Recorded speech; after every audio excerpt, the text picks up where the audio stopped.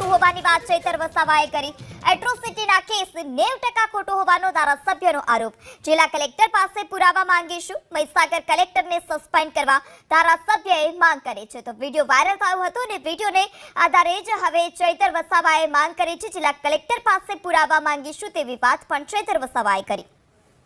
જે સરકારી કાર્યક્રમ હતો તાલુકા સ્વાગત કાર્યક્રમમાં એક વ્યક્તિ સાથે અરજદારની શું રજૂઆત હોય છે એને સાંભળ્યા વગર અમે કોઈ અરજદારની તરફદારી નથી કરતા, પણ જે પબ્લિક પ્લેસ પરથી જિલ્લા કલેક્ટરે જે આદિવાસી અને દલિત સમાજ પ્રત્યેની એમની માનસિકતા છતી કરી છે, જેની અમે નિંદા કરીએ છીએ।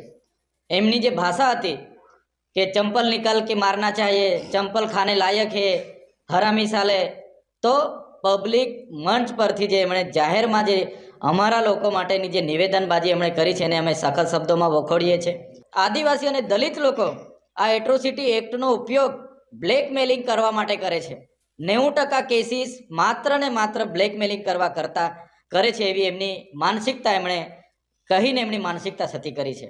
ત્યારે આવી માનસિકતા ધરાવનારા જિલ્લા કલેક્ટર જ હોય તો એને અમે વખોડી કાઢીએ છીએ ને એને ક્યારે અમે ચલાવવાના નથી। અમે સરકારશ્રીને કહેવા માંગીએ છીએ, સરકાર આમાં ગંભીરતાથી નોંધ લે। અગર ગુજરાત સરકાર આ કલેક્ટરશ્રી પર ખાતાકીય તપાસ કરાવીને સસ્પેન્ડ કેમ ન કરાય ત્યાં સુધીની કાર્યવાહી નહીં કરશે તો આવનારા દિવસોમાં ખૂબ મોટું જન આંદોલન થશે। અમે આવનારી 6 તારીખે તમામ આ વિસ્તારના ધારાસભ્યો, તમામ સાથી મિત્રો, અમે તમામ લોકો અહીંયા મોટી સંખ્યામાં ઉપસ્થિત થઈને કલેક્ટર કચેરીનો ઘેરાવો કરવાના છે।